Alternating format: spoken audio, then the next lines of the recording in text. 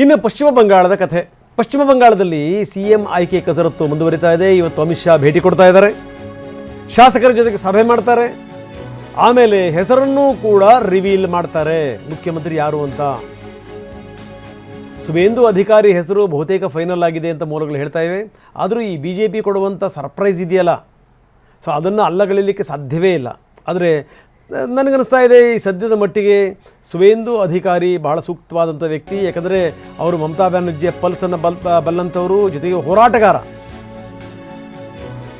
ಇವತ್ತು BJP ಶಾಸಕಾಂಗ ಪಕ್ಷದ ಸಭೆಯಲ್ಲಿ ಈ ಹೆಸರು ಘೋಷಣೆ ಆಗುತ್ತೆ. ಮಧ್ಯಾಹ್ನ 3 ಗಂಟೆ ನಡೆಯುವಂಥ ಸಭೆಯಲ್ಲಿ ಹೆಸರು ಘೋಷಣೆ ಆಗುತ್ತೆ.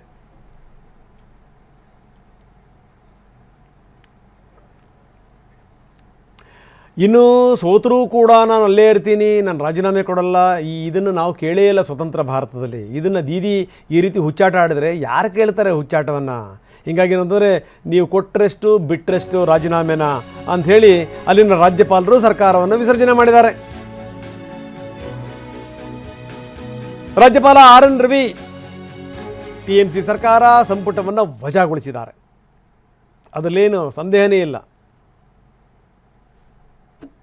ಈ ತಲೆಕೆಟ್ಟರ ರೀತಿಯಲ್ಲಿ ಆಟ ಆಡಿದ್ರೆ ರಾಜಕಾರಣಿಗಳು ಮೊದಲೇ ನಾವು ಯಾಕೆ ಮೂಲೆ ಗುಂಪಾದ್ವಿ ಅನ್ನೋದನ್ನು ಅರ್ಥ ಮಾಡ್ಕೋಬೇಕು. ಫಸ್ಟು ಒಣ ದೊಡ್ಡಸ್ಕಿಗಳು, ದುರಹಂಕಾರಗಳು, ನಾನು ಆಡಿದ್ದೇ ಆಟ, ಹೂಡಿದ್ದೇ ಲಗ್ಗೆ, ನಾನು ಹೇಳಿದ್ದೇ ವೇದಾಂತ, ನಾನು ಮಾತಾಡಿದ್ದೇ ಶಾಸನ, ಈ ರೀತಿ ತಿಕ್ಕಲ್ತನಗಳು ಮಾಡಿದ್ರೆ ಆಗತ್ತಾ?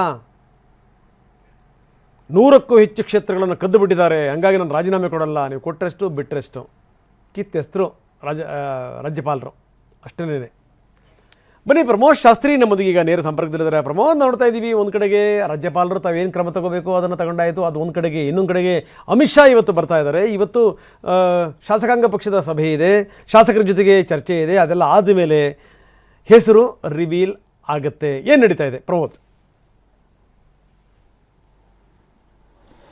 ರಂಗನಾಥ್, ಬಂಗಾಳದಲ್ಲಿ ವೆರಿ ಇಂಟ್ರೆಸ್ಟಿಂಗ್ ಅಂತ 2 ಡೆವಲಪ್ಮೆಂಟು. ಒಂದು, ಈಗಾಗಲೇ ಸುವೇಂದು ಅಧಿಕಾರಿ ಅವರ ಹೆಸರು ಮುಂಚೂಣಿಯಲ್ಲಿದೆ. ಮಮತಾ ಬ್ಯಾನರ್ಜಿ ವಿರುದ್ಧ ನಿರಂತರವಾಗಿ ಹೋರಾಟವನ್ನು ಮಾಡ್ಕೊಂಡು ಬರ್ತಾರೆ. ಕೇವಲ ಈ ವರ್ಷವಷ್ಟೇ ಅಲ್ಲ, ಈ ಅವಧಿಯಷ್ಟೇ ಅಲ್ಲ, ಹಿಂದೆ 2021ರಲ್ಲೂ ಕೂಡ ನಂದಿಗ್ರಾಮದಲ್ಲಿ ನೇರವಾಗಿ ಮಮತಾ ಬ್ಯಾನರ್ಜಿನ ಸೋಲಿಸಿದ್ದು ಕೂಡ ಸುವೇಂದು ಅಧಿಕಾರಿ. ಹೀಗಾಗಿ ಸಾಕಷ್ಟು ಡೆವಲಪ್ಮೆಂಟ್ಗಳ ನಡುವೆ, ಜೊತೆಗೆ ಮೊನ್ನೆ ತಾನೇ ಅವರ PA ಹತ್ಯೆ ಆಯಿತು. ಹೀಗಾಗಿ ಇದೆಲ್ಲವನ್ನೂ ಕೂಡ ಗಮನಿಸ್ತಾರೆ. ಅವರು ಫ್ರಂಟ್ ರನ್ನರ್ ಇದ್ದಾರೆ. ಅಟ್ ದ ಸೇಮ್ ಟೈಮ್ ಮತ್ತೊಂದು ಡೆವಲಪ್ಮೆಂಟ್ ಕೂಡ ಆಗ್ತಾ ಇದೆ ರಂಗನಾಥ್. ಅಲ್ಲಿ ಈಗಾಗಲೇ ಅಗ್ನಿಮಿತ್ರ ಪೌಲ್ ಅವರ ಹೆಸರನ್ನ ಸ್ವಲ್ಪ ಮುಂಚೂಣಿಗೆ ತರಲಾಗ್ತಾ ಇದೆ. ಅಲ್ಲಿನ ಸ್ಥಳೀಯ ರಾಜಕೀಯದಲ್ಲಿ, ಜೊತೆಗೆ BJPಯ ಪಡಸಾಲಲ್ಲಿ ದೊಡ್ಡ ಮಟ್ಟಿಗೆ ಇದು ಚರ್ಚೆ ಆಗ್ತಾ ಇದೆ. ಕಾರಣ ಏನು ಅಂದರೆ, ಈಗಾಗಲೇ ಮಮತಾ ಬ್ಯಾನರ್ಜಿ ಕೂಡ ಮಹಿಳೆಯಾಗಿ ಈ ಒಂದು ಸ್ಥಾನವನ್ನು 15 ವರ್ಷಗಳ ಕಾಲ ತುಂಬಿದವರು.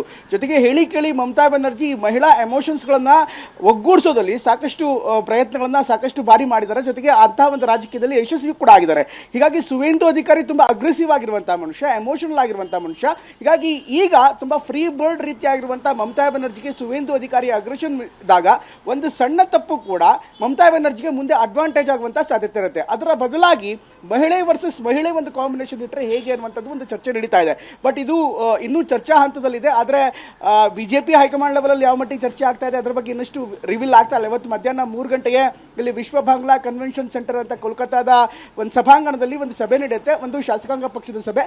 ಅದಾದ ಬಳಿಕ ಆ ಸಭೆಯಲ್ಲಿ ಯಾರು ಮುಂದಿನ ಮುಖ್ಯಮಂತ್ರಿ ಅನ್ನೋದನ್ನು ವೀಕ್ಷಕರಾಗಿರುವಂಥ ಅಮಿತ್ ಶಾ ಘೋಷಣೆ ಮಾಡ್ತಾರೆ. ಅದಾದ ಬಳಿಕ ಸರ್ಕಾರ ರಚನೆ ಮಾಡುವಂಥ ಸಾಧ್ಯತೆ ಇರುತ್ತೆ. ಆದರೆ ಈಗ ಕೇಳ್ಬರ್ತಾ ಇರುವಂಥ ಒಂದು ಮಾತು ಅಂದರೆ, ಸುವೇಂದು ಅಧಿಕಾರಿ ಇದುವರೆಗೂ ಕೂಡ ಪಕ್ಷವನ್ನು, ಅದರಲ್ಲೂ ವಿಪಕ್ಷ ನಾಯಕನಾಗಿ ಹೋರಾಟವನ್ನು ಮಾಡಿದಂತ ಇರ್ಬೋದು, ಜೊತೆಗೆ ಹಿಂದೂ ಪರವಾದಂಥ ಒಂದು ಅಲೆಯನ್ನು ಕ್ರಿಯೇಟ್ ಮಾಡಿರುವಂಥದ್ದು, ಜೊತೆಗೆ ರಾಜಕೀಯ ಜೊತೆಗೆ ಕಾನೂನಾತ್ಮಕ ಹೋರಾಟವನ್ನು ಕೂಡ ಸಾಕಷ್ಟು ಮಾಡಿದ್ದಾರೆ. ಹೀಗಾಗಿ ಈ ಎಲ್ಲ ಯಾರ್ಡ್ ಸ್ಟಿಕ್ಗಳನ್ನು ಗಮನಿಸಿದಾಗ, ಮಾನದಂಡಗಳನ್ನು ಗಮನಿಸಿದಾಗ ಸುವೇಂದು ಅಧಿಕಾರಿ ನಮಗೆ ಫ್ರಂಟ್ ರನ್ನರ್ ಆಗಿ ಕಾಣಿಸ್ತಾ ಇದ್ದಾರೆ. ರಂಗನಾಥ್, ಓಕೆ, ಎಸ್ ಪ್ರಮೋದ್, ಧನ್ಯವಾದ ತಮ್ಮೆಲ್ಲ ಮಾಹಿತಿಗೆ.